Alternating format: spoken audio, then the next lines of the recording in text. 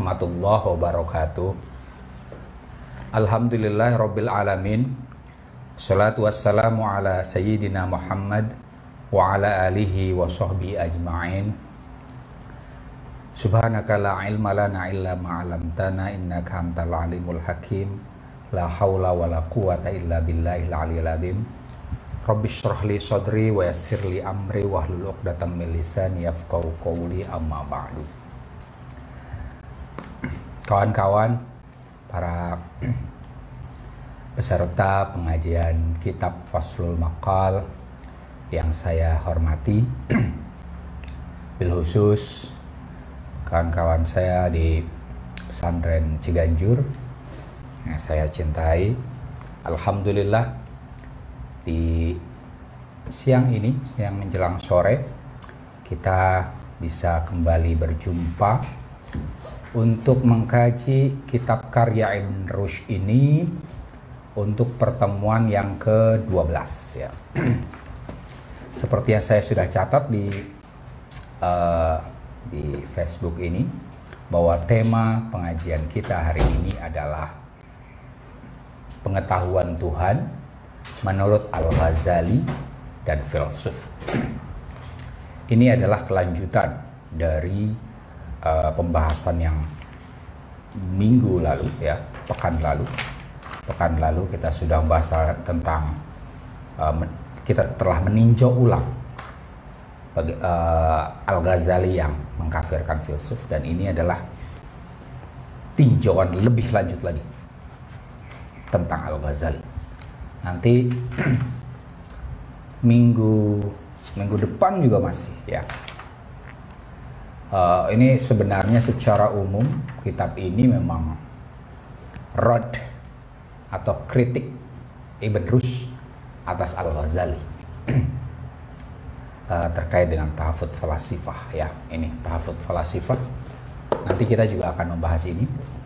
Nanti saya akan tambah juga kitabnya Ibn Rushd yang berjudul Al-Kashfu an Manahijil Adillah fi Aqaidil Millah. Ini juga penting, tentang apa? Al-Kashfu itu penyingkap, an Manahijil Adillah tentang metode-metode argumentasi ya, berdalih, fi Aqaid al-Millah, di dalam akidah-akidah agama atau kepercayaan, ideologi lah intinya. Oke. Sebelum kita mulai pengajian ini, mari sama-sama kita membaca surah Al-Fatihah.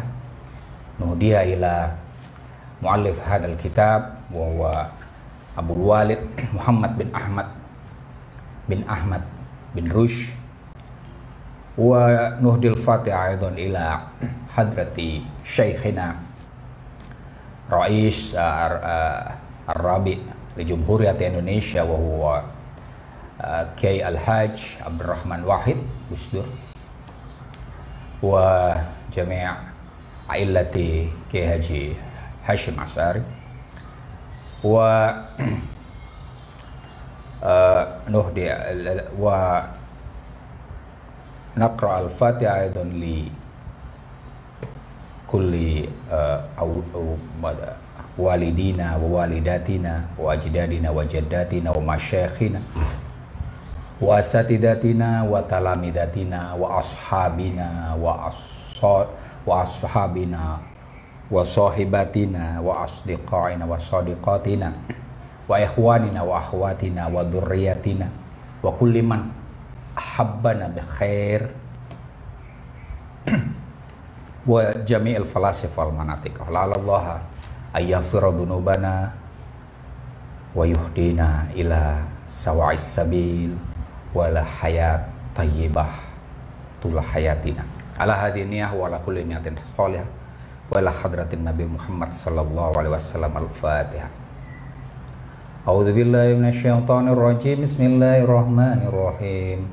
Alhamdulillahi rabbil alamin arrahmanir rahim maliki yaumiddin. Iyyaka na'budu wa iyyaka nasta'in. Ihdinas siratal mustaqim. Siratal ladzina an'amta 'alaihim ghairil maghdubi 'alaihim waladdallin. Amin. Bismillahirrahmanirrahim. Qala mu'allifu rahimahullahu ta'ala wa nafa'na bihi bi'ulumi bid-dharaini amin. Kita akan membahas halaman 102 sampai 104 ya. Di kitab Fathul Maqal terbitan Markas Dirasat Al-Wahdah Al-Arabiyah. Atau yang di sini disebut dengan argumen ke-33 sampai argumen ke-35 insyaallah. Al-hukama'u bermula para filsuf ya. Kemarin kita sudah bahas bahwa di dunia Arab filsuf disebut dengan hakim, jamak dari hakim adalah hukama. Jadi ketika disebut dengan hakim atau hukama di sini artinya adalah filsuf. Sebagaimana ketika disebut hikmah yang dimaksud adalah falsafah. Al-hukama para filsuf itulah yaquluna tidak mengatakan, siapa filsuf? Innallaha sesungguhnya Allah la ya'lamul juz'iyat tidak mengetahui hal-hal partikular. Judulnya itu. Para filsuf tidak seperti yang dianggap atau yang diprasangkakan oleh Al-Ghazali. Para filsuf tidak mengatakan bahwa Tuhan tidak mengetahui hal-hal yang partikular. Kemarin saya sudah singgung sedikit ya, partikular itu ya apa ya, hal-hal yang perintilan detail sederhananya gitu. Ya ini semua ini partikularitas. Saya sendiri partikular ya. Ada misalnya gini, Pulpen sebagai pulpen itu kuliah ya, gagasan umum. Tapi ketika pulpen menjadi pulpen yang ini, yang sederhana ini partikular ya. Manusia sebagai manusia itu kuliah, generalitas, universalitas ya. Manusia, ketika kita ngomong manusia itu kan umum betul. Tapi ketika kemudian Anda mengatakan Zainul Ma'arif, itu kan manusia secara spesifik ya. Nah, itu makanya dia disebut juz'iyat. Saya bagian dari manusia. Nah, dari Zainul Ma'arif dengan segala apa namanya catatan hidupnya itu kan partikular ya semua ya. Warna kulit, bentuk rambut dan seterusnya itu partikular ya. Nah, kemarin sudah dikatakan bahwa Abu Hamid Al-Ghazali menuduh para filsuf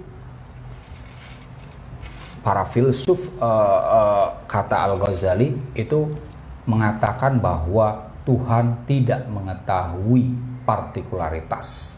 Yang diketahui yang diketahui Tuhan hanya universalitas yang umum-umum saja. Nah di sini Ibn Rushd sebagai filsuf ya mengatakan bahwa para filsuf tidak mengatakan apa yang dikatakan oleh Al-Ghazali. Para filsuf tidak mengatakan bahwa Tuhan tidak mengetahui hal-hal yang partikular. Argumen ke-33. Wa idza hadza kullihi wa ila hadza kullihi, dan ke arah ini semua. Faqad naro, maksudnya tadi pernyataan-pernyataan yang sebelumnya itu kalau dikerucutkan ke arah ini semua. Faqad naro, maka kami telah melihat. Maka kami melihat ya. Ini seharusnya faqad ro'aina ya, tapi nggak apa-apa. Ini kadang-kadang biasanya ya, tapi nggak apa. Maka kami berpikir, kami pandang anna Abah Hamid, bahwa sesungguhnya Al-Ghazali qad ghalata, telah keliru Imam Ghazali alal hukama al-masyaiyin, tentang para filsuf masyaiyin. Masyaiyin itu bahasa masyayamshi artinya jalan ya. Kalau di bahasa Inggrisnya yang sudah di Indonesia kan peripatetik, filsuf-filsuf peripatetik. Siapa itu? yaitu para pengikut Aristotle, ya. Murid-murid Aristotle, ya, orang-orang yang mengikuti jejak pemikirannya Aristotle disebut dengan filsuf-filsuf peripatetik, masyaiyin, orang yang berjalan. Kenapa mereka disebut sebagai masyaiyin? Karena Aristotle itu di kampusnya yang namanya Lyceum, ya, tempat belajarnya itu mengajar dengan cara jalan. Karena dia tidak seperti Plato. Kalau Plato itu kan diam di mana namanya, di akademia, kontemplasi, ya kan?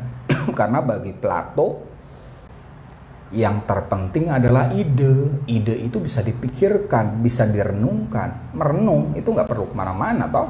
Nah, di sisi lain Aristotle itu cenderung empiris, ya. Dia tidak hanya berpaku pada teori, tidak terpaku pada hal-hal yang ideal. Maka kemudian dia berusaha untuk mengetahui sebenarnya seperti apa, ya. Maka dia jalan, mengajak murid-muridnya itu berjalan, memperhatikan, misalnya melihat tanah, diperhatikan air itu apa, terus sampai detail. Dari situlah nanti kemudian dia sampai ke abstraksi yang tingkat tinggi. Jadi Plato itu berpikir kurang lebih secara deduktif, gampangnya ya, dari hal-hal yang global, yang ideal, yang rasional, kemudian diterapkan kepada hal yang konkret. Sementara Aristotle berpikir sebaliknya, dari hal yang konkret kemudian dia abstraksikan sampai memunculkan teori-teori. Maka bisa dibilang cara berpikirnya cenderung dalam hal ini Aristotle ya berpikir induktif, ya, berpikir induktif di titik itu. Nah, tadi karena kebiasaan mengajarnya dengan cara berjalan keliling, maka kelompok Aristotle disebut dengan masyai kalau orang Arab nyebutnya, atau peripatetik, orang-orang yang suka jalan-jalan, belajar sambil jalan. Oke. Fima nusiba ilaihim, apa yang keliru pada Al-Ghazali, yaitu fima nusib, pada sesuatu musibah yang dinisbatkan ilaihim, kepada para filsuf-filsuf peripatetik, min annahum, bahwa sesungguhnya para filsuf peripatetik yakuluna, berkata, innahu, sesungguhnya Allah. Sebentar, saya berhenti sebentar. Ini saya terlalu silau.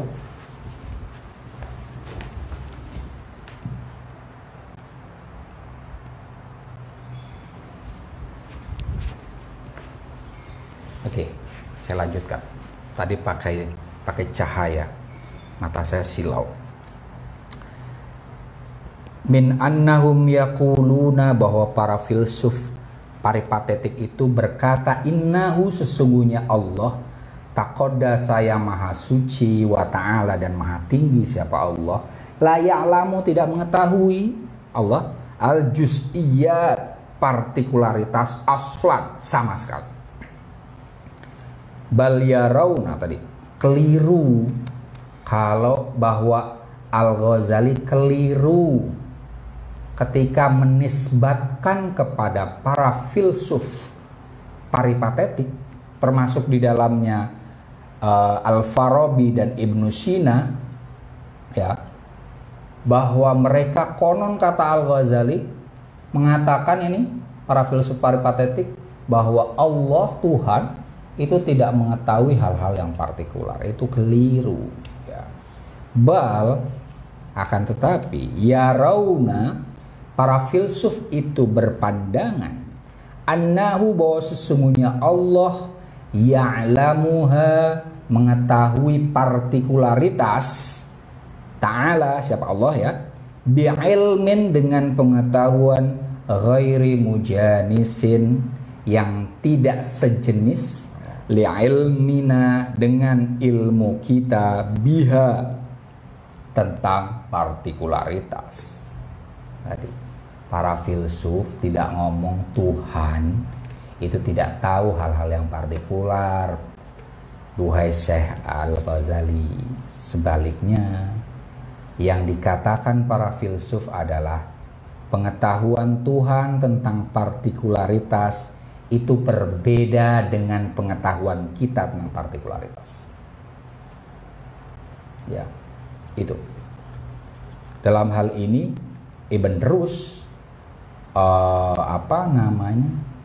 adalah representasi dari para filsuf, ya kan, terutama Masyaiyin, ya, representasi dari filsuf-filsuf peripatetik, karena Ibn Rushd itu mengomentari hampir seluruh buku Aristotle, ya, disyarah, talkhis, ya. Selain beliau juga mengarang buku-buku seperti ini, ya, Faslul Maqal dan Kal-Kaswan Manahijil Adillah fi Aqdil Millah, kemudian Bidayatul Mujtahid. Beliau mengomentari jadi buku-bukunya Aristotle yang sangat banyak, ya, tentang misalnya Al-Has wal Mahsus, ya, tentang tentang indra, ya, indra dan yang diindrai. Itu dikomentari, diringkas, dikomentari dan seterusnya. Nah, maka dalam hal ini beliau bisa langsung mengatakan tidak, Al-Ghazali, keliru kalau jenengan menganggap para filsuf itu menganggap Tuhan tidak mengetahui partikularitas. Yang dikatakan para filsuf adalah pengetahuan Tuhan tentang partikularitas, ya, pengetahuan Tuhan tentang partikularitas itu berbeda dengan pengetahuan kita tentang partikularitas. Wadzalikal khilaf, ya, wadzalika ghair mujanis, ya. Perbedaan itu anna ilmana, bahwa pengetahuan kita biha tentang partikularitas itu ma'lulun, diakibatkan lil ma'lumi bih, oleh yang diketahui. Kita mengetahui sesuatu karena pengetahuan kita adalah akibat dari sesuatu yang lain. Ya, kita tahu pengetahuan kita itu diakibatkan oleh sesuatu yang lain. Kita tahu bahwa sekarang ini siang, kayak gitu kan? Kenapa? Akibat kita masih melihat matahari, minimal terang di luar, kan? Itu bahwa pengetahuan, ini ini alat tulis, misalnya gitu, ya. Itu, ya, kita tahu karena diakibatkan kemungkinan benda ini untuk kita gunakan menulis, dan pengetahuan kita itu diakibatkan kita melihat orang lain, diberitahu orang lain bahwa benda yang kayak gini ini bisa kita gunakan untuk menulis. Artinya pengetahuan kita itu ma'lulun lil ma'lum bih. Pengetahuan kita adalah akibat dari apa yang kita ketahui. Ya, fahuwa, maka pengetahuan kita, ya, itu muhdatsun, sesuatu yang baru, ya, bihuduthihi, dengan kebaruan sesuatu yang diketahui, wa mutaghayyirun, dan berubah, bitaghayyurihi, dengan perubahan sesuatu yang diketahui tadi. Karena pengetahuan kita ini, kalau pengetahuan kita, pengetahuan saya tentang alat ini itu, bahwa alat ini tuh ada pengetahuan tentang alat tulis ini itu mendahului saya, ya kan? Saya mengetahuinya itu diakibatkan karena sesuatu yang saya ketahui ini, maka pengetahuan saya selalu berubah dengan perubahan perubahan dan dengan kebaruan sesuatu yang kita ketahui. Yang namanya alat tulis kan udah berubah, ya kan? Dulu yang namanya pulpen nggak kayak gini kan? Dulu yang sebelumnya tidak ada pulpen, yang ada adalah alat alat pahat tuh, ya, alat pahat untuk bikin huruf-huruf paku. Kemudian hieroglif itu juga sama di Mesir itu kan, tidak pakai pena, pakai pahat, baru kemudian dicat sedemikian rupa, entah dengan apa. Baru kemudian ditemukan bulu angsa, ya kan? Kemudian ada tinta, ya, ditemukan tinta, dicocol. Tadinya belum ada kertas, ya kan? Tadi artinya pengetahuan kita selalu baru terus. Sekarang kita cenderung paperless, ya kan? Menolak untuk berusaha untuk mengurangi kertas, penggunaan kertas.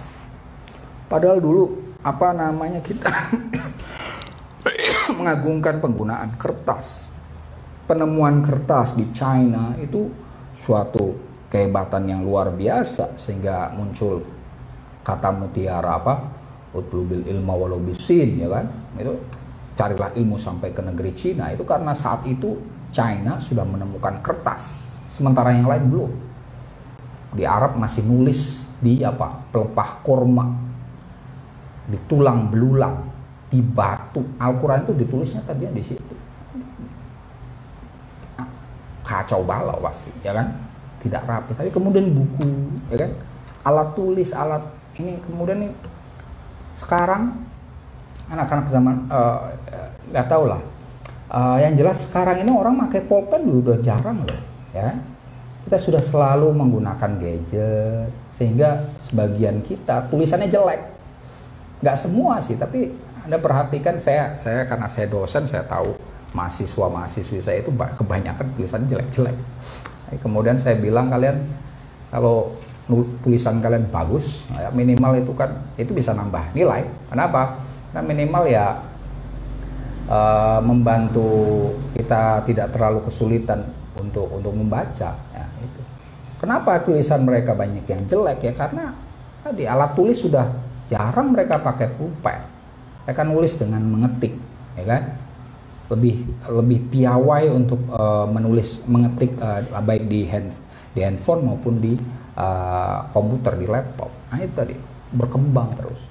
Artinya pengetahuan kita itu selalu baru dan berubah seiring dengan kebaruan dan perubahan sesuatu yang kita ketahui. Bagaimana dengan pengetahuan Tuhan? Ini pengetahuan versi filsuf, ya. Wa ilmullah, adapun pengetahuan Allah subhanahu wa ta'ala, yang maha suci siapa Allah, bil wujudi, tentang yang ada, ala muqabil dalika, bertentangan dengan itu.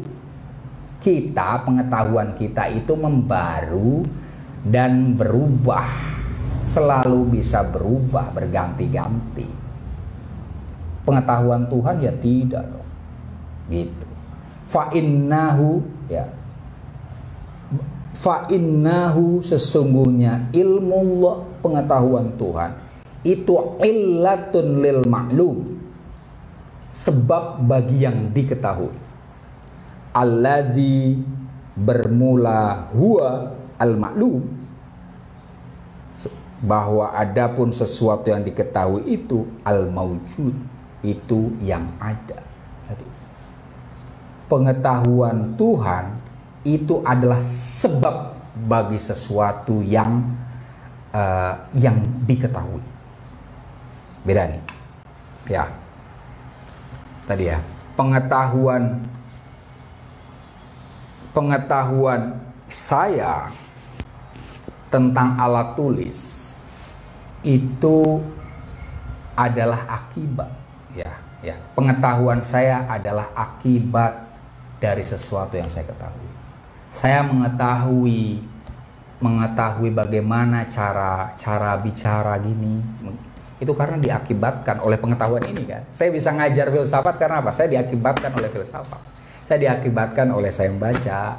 Saya diakibatkan saya juga ngaji, ya kan? Saya diakibatkan saya kuliah dan seterusnya. Artinya saya pengetahuan saya, dan saya akan terus berubah pengetahuan saya, ya.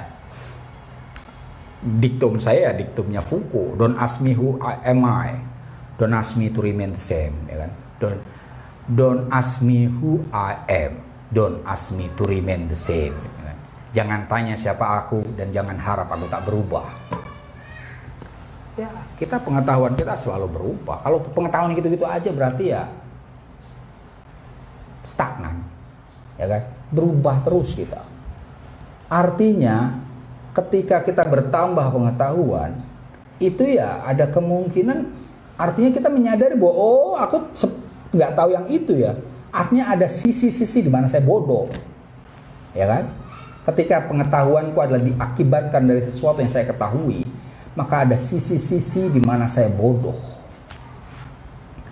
Tuhan sebaliknya. Pengetahuan Tuhan adalah sebab bagi sesuatu yang diketahui. Tuhan mengetahui tentang manusia, ya kan? Maka terciptalah manusia. Ada manusia, ya kan? Tuhan mengetahui semesta, maka muncullah semesta, dan seterusnya. Pengetahuan Tuhan ya stabil, tidak ada istilahnya pertambahan, penurunan seperti kita. Karena kalau misalnya ada kelebihan dan penurunan sedemikian rupa, berarti ada momen di mana Tuhan bodoh. Ta'ala dalik, Maha suci Tuhan, Maha tinggi Tuhan dari hal itu. Tidak sepatutnya. Artinya yang ingin dikatakan adalah apa? Jangan samakan dua pengetahuan yang berbeda. Ini memang ini kok Al-Ghazali dalam hal ini di di Tahafut Al-Falasifah ini memang dia jadaliyun, ya, dia teolog, ya. Saya tunjukkan buktinya bahwa dia di sini adalah ini saya bacakan Tahafut Al-Falasifah, ya. Di halaman 83 nih, Tahafut Falasifah yang tahqiq Sulaiman Dunya Darul Ma'arif tahun 72, halaman 83.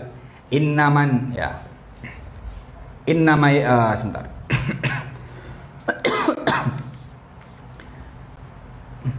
Bukan yang ini.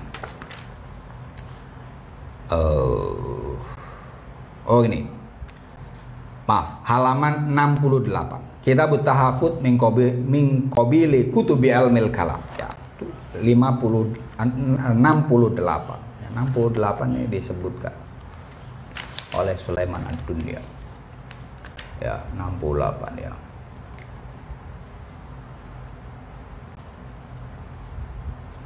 Ya. Oke. Wa minal ulum ma ya'ni bi muhajatil kuffar mujadalatihi wa minha yatasha'abu ilmul kalam al maqsud li raddil bid'ah wal dhalalat wa yatakallafu bil mutakallimun wa qad syarahnahu ala tabaqatain tabaqal qaribah min ar-risalah. Oke. Wa maqsud hadzal ilmi hirasan aqidat al awam min tashwishil mubdi'ah wa yakunu hadzal ilm maliyan li kashfil haqa'iq bi jinsi wa ta'allaqul kitab alladhi sana'nahu fi tahafut al-falasifah. Yaqulu Al-Ghazali fi Jawahir Al-Quran. Oh iya. Oh di sini. Al-Ghazali mengatakan, maaf, bukan di Tahafut Falasifah, tapi di kitab Jawahir Al-Quran, ya. Itu innalladzi asba di sini yang saya membacanya dari Al-Kasfu an Manahij Adillah, ya. Di mana Ibn Rushd mengutip perkataan Al-Ghazali di kitab Jawahir Al-Quran, terbitan Beirut, Mangsyurat Daril Afaq Al-Jadidah tahun 81 halaman 21 ini, ya. Qala fi kitab Al-Ma'ruf bi Jawahiril Quran. Al-Ghazali berkata di kitab yang terkenal dengan judul Jawahir Al-Quran, innalladzi, sesungguhnya sesuatu, athbatahu, yang ditetapkan oleh Al-Ghazali fi kitab Tahafut, di dalam buku Tahafut, Hiya aqawil jadaliyah adalah argumentasi-argumentasi dialektis. Di pertemuan kedua atau ketiga saya sudah membahas soal argumen dialektis, ya kan? Mas Rozi nggak tahu ngikutin nggak ini, semoga nggak lupa. Ya Mas Rozi, Mas Faik dan kawan-kawan itu sudah saya ajarkan bahwa dialektika itu kan debat, ya. Intinya yang digunakan adalah argumen-argumen yang populer saja. Tidak penting benar atau salah, yang penting bisa menang. Nah itu. Aqawil jadaliyah aksentuasinya adalah pada kemenangan, bukan pada kebenaran. Nah ini Al-Ghazali mengakui di Jawahir Al-Quran, ya. Jadi karena ini aqawil jadaliyah dan ini juga bagian dari apa?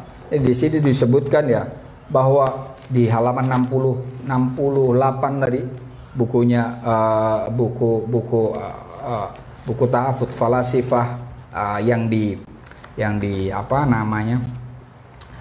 ditahqiq oleh Sulaiman Dunya itu disebutkan ya itu bahwa bahwa buku ini adalah buku ilmi kalam, ya. Di sini disebutkan bahwa saat itu ahli sunnah sedang menghadapi Mu'tazilah dan Falasifah, di mana Mu'tazilah dan Falasifah itu sedang di atas angin betul, ya. Ahlus sunnah kemudian perlu orang yang bisa mengimbanginya itu. Padahal yang dikatakan oleh Mu'tazilah dan Asy'ariyah dan Falasifah itu ya sebenarnya kemungkinan betul, ya kan. Cuman saat itu yang namanya aliran keagamaan itu sama dengan ideologi negara, ya. Jadi ketika Al-Ghazali mengkritik Mu'tazilah misalnya, mengkritik filsuf, mengkritik Syiah, itu jangan dianggap itu urusan agama, keliru. Itu adalah urusan negara, urusan politik, tapi menggunakan agama. Karena memang zaman itu ideologinya bercampur dengan ideologi agama. Nah,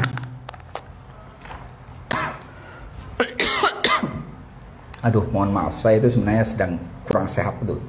Tapi ini saya memaksakan diri. Oke. Nah, mutakalimun tadi atau para teolog itu selain logikanya adalah logika jadali, cara berpikir para teolog itu adalah Qiyasul ghaib ala syahid, membandingkan, mengkiaskan yang tak tampak dengan yang tampak. Ketika orang-orang teolog ini, Asy'ari termasuk sama juga, Mu'tazilah juga sama saja, ya. Ketika membahas tentang hal-hal yang sifatnya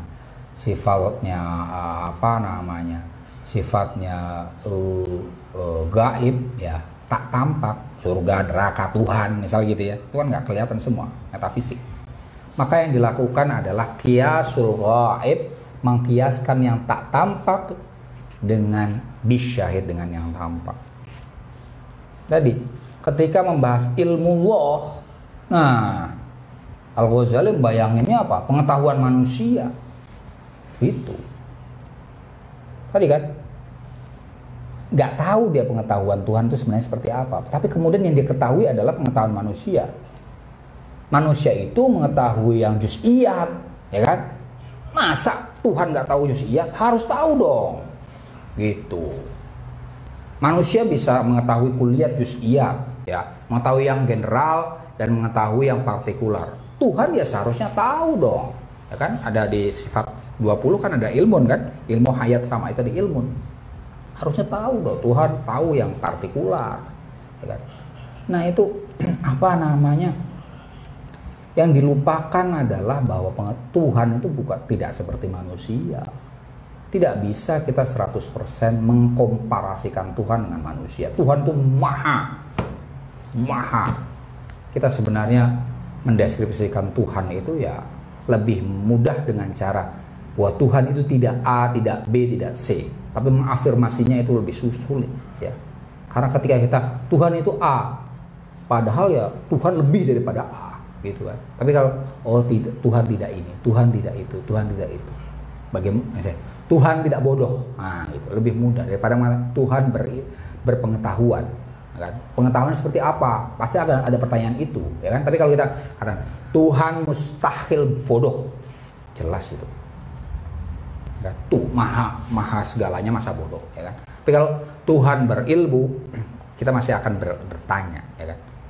Pengetahuan Tuhan seperti apa? Nah, celakanya para teolog itu ketika membahas tentang Tuhan itu melakukan qiyasul ghaib ala syahid, membandingkan, mengkiaskan yang tidak tampak dengan yang tampak sehingga kacau balau seperti yang dilakukan oleh Al-Ghazali tadi, ya. Faman syabahal ilmaini, barang siapa menyamakan ilmaini, dua ilmu, ahadahuma, ihdahuma bil akhar, yang satu dengan yang lain, dalam hal ini ilmu Tuhan dan ilmu manusia, faqad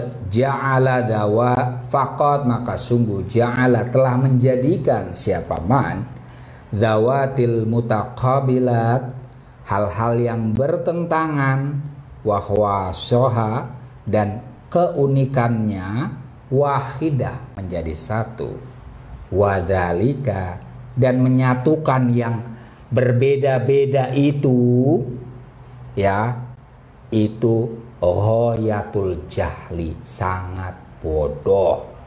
Hal yang berbeda kok disatukan, itu bodoh. Kan? Mohon maaf dalam hal ini Ibn Rus, kitab saya yang satu lagi Ad-Darurul fi Ushul Fiqh itu apa namanya, Talkhis Mustasfa itu ada. Ibn Rus itu hormat sama Al-Ghazali, makanya beliau menalkhis Ushul Fiqh Al-Mustasfa karangan Al-Ghazali. Tapi sebagaimana sikap Aristotle terhadap Plato, ya, Ibn Rus juga bersikap sama terhadap Al-Ghazali. Aristotle bilang bahwa saya menghormati Plato, ya kan? Tapi hormatku pada pengetahuan dan kebenaran jauh lebih tinggi daripada hormatku pada Plato. Sama. Dalam hal ini Al-Ghazali pasti sangat hormat, ya. Kalau tidak hormat tidak mungkin beliau menalkhis kitab Al-Mustasfa fi Ushul Fiqh, ya. Beliau menalkhis karena itu berarti kitab yang luar biasa. Hormat. Tapi apa? Kita hormat, saya pribadi juga hormat kepada Al-Ghazali, ya. Tapi hormatku pada ilmu dan pengetahuan dan kebenaran jauh lebih tinggi daripada Al-Ghazali. Dan itu adalah diktumnya Imam Ali karramallahu wajhah. Ada di bukunya Al-Ghazali, di Qistas Al-Mustaqim. Itu Al-Ghazali mengutip kata-kata Imam Ali karramallahu wajhah. Imam Ali bilang apa? Arifil haq, la yu'raful haqqu mir rijal. Pengetahuan itu tidak bergantung pada orang per orang. Arifil haq, ketahuilah yang benar. Ta'rif ahlah, maka engkau akan tahu siapa yang benar. Pengetahuan itu tidak bergantung pada Al-Ghazali, termasuk juga tidak bergantung pada Ibn Rushd, tidak bergantung pada Aristotle, tidak bergantung pada Plato. Tidak. Kenalilah pengetahuan maka kita tahu siapa yang benar. Nah, di sini juga sama. Jadi jangan taklid sama orang, taklidlah pada kebenaran. Jadi kita akan nyari terus kebenaran itu. Dan kita bisa mengkritik siapapun. Relasi antara guru dan murid akhirnya nanti kritik tapi yang membangun, ya. Nah, ini memang agak keras sedikit, ya. Tapi betul yang dikatakan oleh Ibn Rushd bahwa orang yang menyamakan dua hal yang bertentangan, berbeda bahkan pada tingkat tertentu bisa bertentangan, itu fi ghayatil jahl, sangat bodoh, ya. Fa ismul ilm, kata benda ilm, ya, kata ilm idza qila, apabila dikatakan alal ilmil muhdas, apabila dikatakan pada pengetahuan yang baru, wal qadim, dan pengetahuan yang lama, fahuwa, maka isim ilm itu maqulun, dikatakan bil ishtirak, dengan perserikatan al ism al mahad, kesamaan dalam penyebutan saja. Ketika kata ilmu disematkan pada ilmu yang hadits muhdats, ya. Ketika kata ilmu disematkan kepada manusia, ketika kata ilmu disematkan pada Tuhan, ya, ilmu qadim, itu sebenarnya ini ilmu manusia dan ilmu Tuhan itu cuma sama-sama istirok fil ismil faqat, sama-sama di nama saja. Tapi apa? Kama yuqalu fi katsirin fil asma, sebagaimana banyak dikatakan, kama yuqalu, sebagaimana dikatakan, fi katsirin, di banyak, minal asma al mutaqabilat, di kata-kata yang bertentangan. Mithul jalal, seperti kata jalal, al maqul alal, yang dikatakan alal adim was shagir, atas yang besar dan yang kecil. Kata jalal itu bisa berarti ganda, bisa berarti besar, bisa berarti kecil, ya. Wasorim, dan kata sorim, al maqul ala dho wa dholmah, bisa dikatakan pada cahaya dan pada kegelapan, ya. Artinya ada satu kata yang bisa ditempatkan pada dua hal yang berbeda, ya, dua hal yang berbeda, bahkan pada titik tertentu ini bertentangan, ya kan?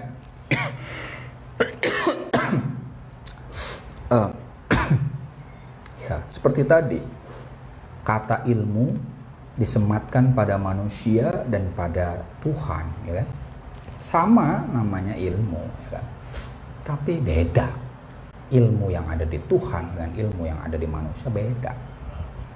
Pada manusia itu ilmu adalah akibat, sementara pada Tuhan ilmu adalah sebab, ya. Pengetahuan Tuhan adalah sebab bagi segala sesuatu, ya. Sementara pengetahuan manusia diakibatkan oleh sesuatu. Beda, ya, bertentangan itu. Nah, itu tadi. Walihada, oleh karena itu, laisa hahuna, tidak ada di sini haddun, definisi, yastamilu, yang mencakup al-ilmain, dua ilmu, ilmu Tuhan dan ilmu manusia, jami'an, secara menyeluruh, kama, sebagaimana tawahamahu al-mutakallimun, disangka oleh para teolog, ahli-ahli ilmu kalam, min ahli zamanina, di zaman kita ini, zamannya Ibnu Rushd maksudnya tadi. Apa namanya ini, di zaman tadi, di zaman Ibnu Rushd itu memang yang lebih berperan besar di ruang publik adalah teolog, ya, mutakallimun, dan fuqaha, ahli fikih, ya. Dan mereka kemudian tadi menggunakan argumen-argumen yang sifatnya jadaliyah, ya. Argumen jadaliyah itu ya yang dilakukan adalah hal-hal yang populer saja. Perbedaan-perbedaan yang distintif itu tidak mau dilihat, ya. Jadi mirip-mirip saja dipakai. Sepertinya itu oke, gitu kan. Misalnya gini, kalau pakai logika ngaco kayak gitu ya, misalnya gini,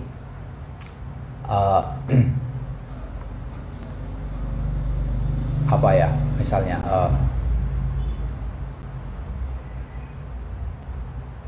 pencuri, semua pencuri adalah pelaku tindak kriminal, benar nggak? Ya kan, betul kan itu, oke. Kemudian saya katakan bahwa gadis itu mencuri hatiku, jadi gadis itu pelaku tindak kriminal, Kan dia nggak mungkin. Ya tadi. Apa kelirunya di mana? Kelirunya adalah apakah apa tadi? Mencuri hatiku. Pencuri yang pertama itu kan hakiki pencurian, mengambil sesuatu benda ya kan dari orang lain. Tapi yang kali mencuri hati, emangnya hatiku diambil apa tuh gadis? Kan tidak, ya kan? Ya hanya sulit tidur saja, misalnya gitu kan. Mimpiin dia melulu, misalnya gitu. Tapi apakah dengan demikian kita katakan, kita samakan bahwa si gadis itu melakukan tindakan kriminal dan kemudian kita tarik semua pelaku tindak kriminal itu harus dipenjara. Gadis itu pelaku tindak kriminal karena tadi ya argumen yang pertama tadi bahwa dia mencuri, maka gadis itu harus dipenjara. Masa gara-gara ada gadis yang menjadikan kita jatuh cinta kemudian kita lapor ke polisi dan kemudian polisi kita suruh nangkep dan menjara dia, nggak masuk akal. Itu salah satu contoh argumen yang sifatnya populer, ngaco, ya sepertinya betul, tapi buat lucu-lucuan lah ya. Nah, yang menyedihkan adalah kalau kita kemudian menggunakan argumen yang sebenarnya kacau itu sebagai pegangan, ya kan? Ilm, ya. Tidak dibedakan antara ilmu Allah dengan ilmu insan, pengetahuan Tuhan dan pengetahuan manusia. Dicampurkan aja, kacau pasti. Padahal dalam filsafat, kalau tidak harus di filsafat, yang jelas ini adalah pelajaran dalam filsafat ya, dan bisa Anda pakai dalam kehidupan dan itu bagus.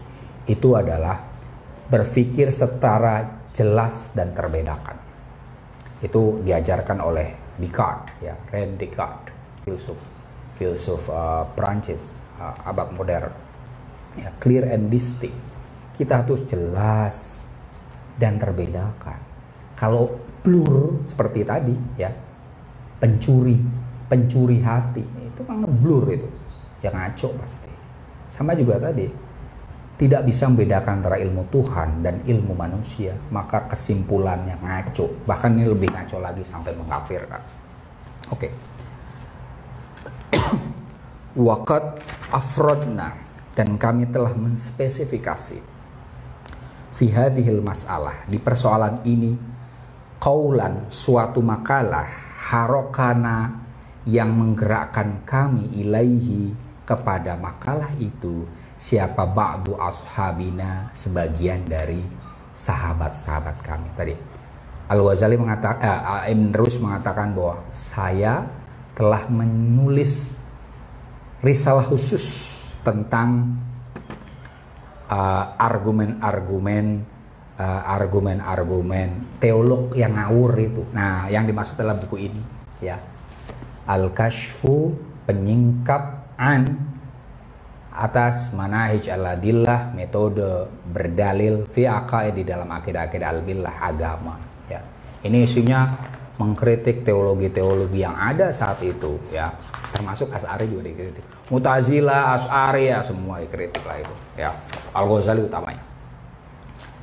Di sini ada dikatakan misalnya gini ya, tapi ini waktunya terbatas, saya tidak mungkin baca semua ini, ya. Di sini misalnya disebutkan apa ya, sebut beberapa saja bahwa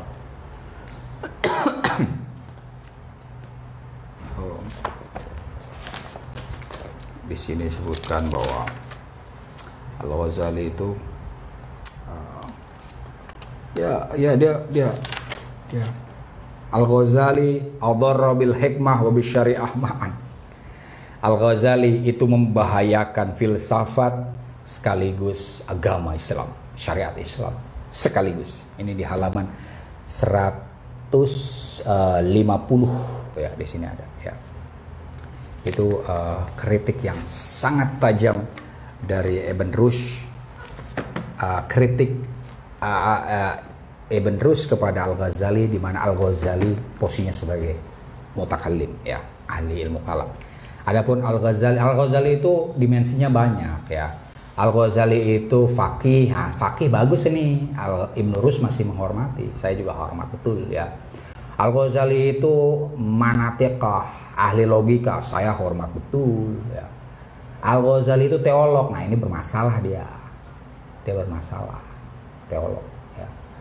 Al-Ghazali itu pseudo filsuf ya. Itu juga bermasalah. Tulisannya adalah Maqasid Falasifah dan Tahafut Falasifah, itu bermasalah semua, ngaco di dalamnya. Nanti kita akan sebutkan salah satu hal-hal yang ngaco ya. Kemudian Al-Ghazali adalah ahli tasawuf. Oke, itu bagus ya. Al-Ghazali ahli tasawuf. Oke. Tapi akhirnya nanti di sini disebutkan tadi ya, kalau Anda ingin membaca buku terakhir Al-Ghazali, itu bukan Ihya, bukan ya. Ini disebutkan gini. Di sini bukan juga Tahafut Falasifah. Jadi jangan bangga misalnya Anda ada yang ingin mengkritik filsafat Islam menggunakan Tahafut Falasifah. Ibn Rushd, Al-Ghazali mengatakan sendiri di halaman 83, Inna Muqaddimah Tsalitsah, Inna may yattakhid min kitabi hada, orang yang menjadikan bukuku ini Tahafut Falasifah mustamidan li afkari, sebagai dasar tentang pemikiranku, untuk mengetahui pemikiranku apa, kemudian orang merujuk ke Tahafut Falasifah, mukhtiun kullal khata, maka orang itu keliru ya. Jadi buku ini bukan rujukan. Ini yang ngomong bukan siapa-siapa, Al-Ghazalinya sendiri ya. Li'anni, karena sesungguhnya aku mutawafirun fi hadal kitab alal hadam, karena aku, kata Al-Ghazali, di buku ini ingin merusak saja ya. Amal bana fasau khosisu lahu kitaban aur, adapun untuk membangun saya akan menulis buku yang lain. Ini hanya kitab untuk merusak. Tadi ini adalah kitab Tolabul Jah, kitab di mana Al-Ghazali mencari kedudukan, mencari harta, masih menjadi pelacur intelektual. Nah, apa itu kitab yang yatakhassas bihi? Nah, ini di Jawahir Al-Quran ya, halaman 21 ya, ini yang terbitan Beirut Darul Afaq Al-Jadidah, itu disebutkan ya tadi ya, bahwa yang disebutkan innal haq innama asbatahu fi kitabi al-madnun bihi ala ghairi ahli. Jadi, kalau Anda ingin tahu gagasan utama Al-Ghazali, maka itu ada di bukunya yang berjudul Al-Madnun bihi ala ghairi ahli. Sesuatu ya Pak, intisari ya bagi orang yang apa sih ini? Intinya ini buku rahasia ya. Ini buku rahasia, hanya untuk orang-orang yang khusus saja. Ini memang ilmu khususnya Al-Ghazali, itu adalah Al-Madnun bihi ala ghairi ahli. Tsumma jaa fi kitabi al-ma'ruf bi Mishkatil Anwar. Ya, kemudian apa? Mishkatul Anwar. Mishkatul Anwar pekan lalu sudah saya sebutkan. Itu adalah, dan yang jauh lebih berpengaruh minimal di dalam dunia filsafat, itu Mishkatul Anwar. Jadi kalau Anda ingin mengenal Al-Ghazali, jangan baca Ihya ya, jangan baca apalagi Tahafut Falasifah, bukan, tapi bacalah Mishkatul Anwar. Tapi kalau Anda baca Mishkatul Anwar, Anda akan tahu bahwa Al-Ghazali itu kembali mengekor pada orang-orang yang pernah dikafirkan, yaitu siapa? Al-Farabi dan Ibn Sina. Ini wa dzakara fihi maratibal arifin ya. Di kitab Mishkatul Anwar, Al-Ghazali menyebut tentang tingkatan-tingkatan orang yang arifin billah, mengetahui itu apa. Qala inna sa'iru mahjubun, mereka semua tertutup, illal ladina yataqadu, kecuali orang-orang yang yakin. Semua orang itu terhijab, tidak bisa mengenal Tuhan. Illal ladina yataqadu, kecuali orang yang percaya Allah Subhanahu wa taala, bahwa Allah Subhanahu wa taala ghairu muharrikis sama'il ula, bukanlah penggerak langit yang pertama. Wa huwallazi sadara anhu hadzal muharrik, tapi Tuhan adalah yang menghadirkan penggerak langit pertama ini? Coba. Nih. Ini saya mengutip di di buku Kashful Al-Kashfu an Manahijil Adillah ya. Al-Mishkat Al-Anwar di sini dicarikan referensinya halaman 91 gitu ya. Halaman 91 terbitan Kairo Darul Qaumiyah Litobah wan Nashr yang ditahqiq Abu Ala Al-Afifi itu tadi. Al-Ghazali mengatakan semua orang terhijab ini di Mishkatul Anwar. Kecuali siapa yang terhijab, yang tidak terhijab hanyalah orang-orang yang yakin bahwa Tuhan bukanlah penggerak langit yang pertama, melainkan gerak itu Tuhan adalah penggerak bagi orang yang penggerak bagi penggerak yang Tuhan ini ada alit gini ya. Tuhan bukanlah penggerak bagi langit yang pertama. Sebaliknya Tuhan adalah penggerak langit pertama. Agak belibet ya. Artinya di sini ada minimal ada 3 penggerak. Pertama, ada 3 entitas lah. Satu, langit pertama digerakkan oleh penggerak langit pertama. Kemudian ada yang menggerakkan lagi dan di sini kemudian ada Tuhan. Artinya di situ di Mishkatul Anwar Al-Ghazali itu berpikir ala Aristotelian, ya kan? Aristoteles itu melihat bahwa ini ada bahwa semua itu digerakkan bahwa Tuhan adalah penggerak yang tidak digerakkan. Malah lebih jernih Aristoteles daripada pernyataan pendapat Al-Ghazali tadi. Ini juga yang dikatakan oleh Ibn Sina dan juga Al-Farabi terkait dengan teori emanasi itu yang menggabungkan antara Aristotle dengan Aristotelianism dengan Neoplatonism. Artinya tadi ya afrodnahu. Oke. Kita terlalu jauh terlalu panjang di situ. Terakhir oke. Aduh ini masih saya selesaikan ya. Wa kaifa yutawahhamu, dan bagaimana disangka alal masyaiyin atas para filsuf peripatetik annahum yaquluna, bahwa mereka berkata innahu, sungguhnya Allah subhanahu yang maha suci siapa Allah, la ya'lamu, tidak mengetahui siapa Allah, bil ilmil qadim, dengan pengetahuan yang lama, yang azali tanpa permulaan, al-juz'iyati, atas hal-hal yang partikular, wahum yarawna, sementara para filsuf peripatetik itu berpandangan anna ru'yah as-shadiqah, bahwa mimpi yang benar tatadhammanu, mengandung al-ingdarat, peringatan-peringatan, bil juz'iyat, tentang partikularitas al-hadithah yang baru, fi zamanil mustaqbal, di hari esok.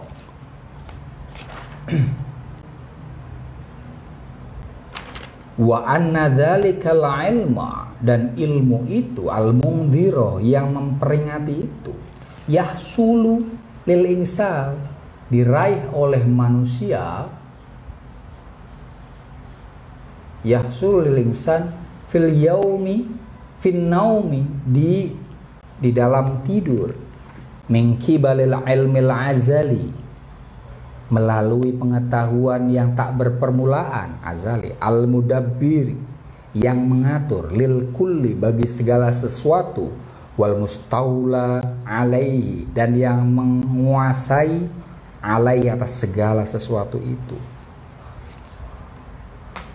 Ya. Bagaimana mungkin Ghazali, para filsuf mengatakan bahwa Tuhan tidak mengetahui hal-hal yang partikular. Maaf, jangan katakan bahwa para filsuf mengatakan bahwa Tuhan tidak mengetahui partikularitas. Itu tidak mungkin. Kenapa? Karena para filsuf-filsuf Paripatetik itu berpandangan tentang mimpi yang benar. Ini ada di buku Sense and Sensibilia ya, tentang indera. Itu di situ disebutkan, Aristotle itu bukunya Aristotle yang sudah dikomentari juga oleh Ibn Rushd ya.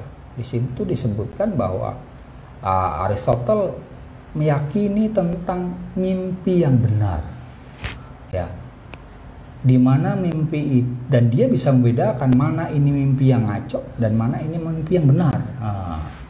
Itu ada deskripsinya di situ. Di dalam teori, maka kemudian teori tentang mimpi itu ditarik oleh Al-Farabi menjadi teori kenabian.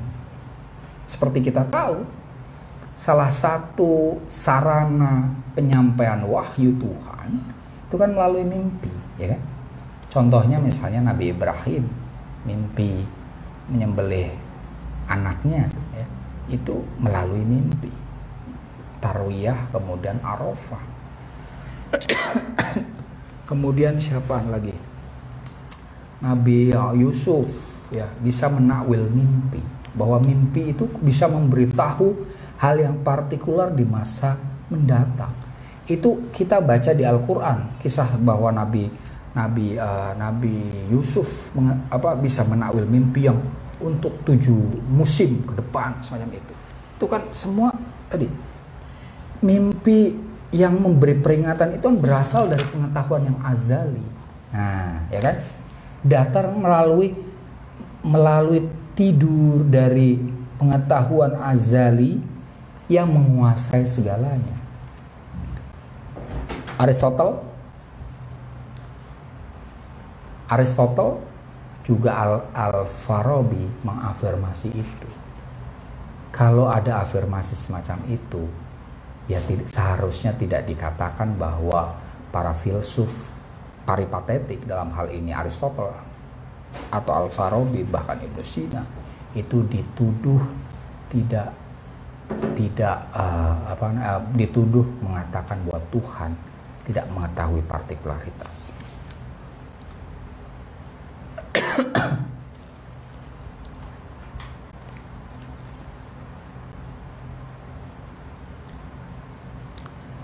Walaisa yarawna, dan para filsuf tidak berpandangan annahu, bahwa sungguhnya Allah la ya'lamul juz'iyat faqat, tidak mengetahui hal-hal yang partikular saja, ala nahwil ladzi na'lamu nahnu, sesuai dengan pengetahuan kita, bal walal kulliyat, tapi juga tentang yang universalitas.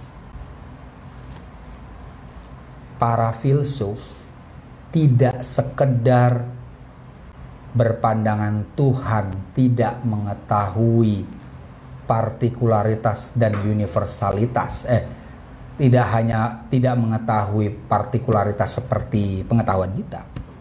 Lebih daripada itu, Tuhan juga tidak mengetahui universalitas seperti pengetahuan kita. Kenapa? Seperti yang tadi sudah diungkapkan, fa innal kulliyat ma'al ma'lumah indana, karena sungguhnya universalitas yang diketahui kita itu ma'lulatun aidon, itu juga diakibatkan juga, ya kan, an tabiatil maujud, dari diakibatkan oleh tabiat yang ada. Pengetahuan kita tentang yang universal, tentang manusia sekalipun, itu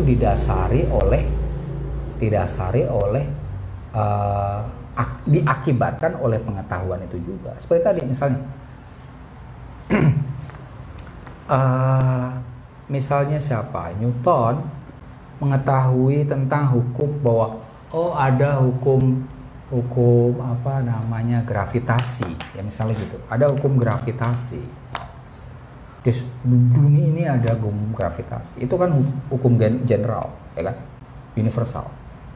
Tapi pengetahuan universal yang diterima oleh Newton itu basicnya dari apa? Diakibatkan oleh pengetahuan itu sendiri kan. Dia memperhatikan berbagai hal, baru dia mendapat kesimpulan. Artinya dia tidak menjadi sebab, ya.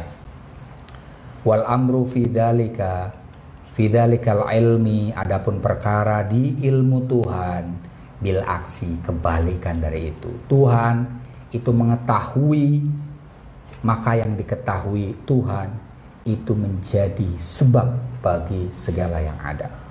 Walidzalika dan oleh karena itu, maqad ada ilaihil burhan, sesuatu yang telah diselenggarakan oleh argumentasi demonstratif, anna dzalikal ilma, bahwa pengetahuan Tuhan itu munazzihun, suci, an ayyusofa, untuk disifati, diatribusi, bikulliyin, dengan universalitas, au juz'iyin, atau partikularitas.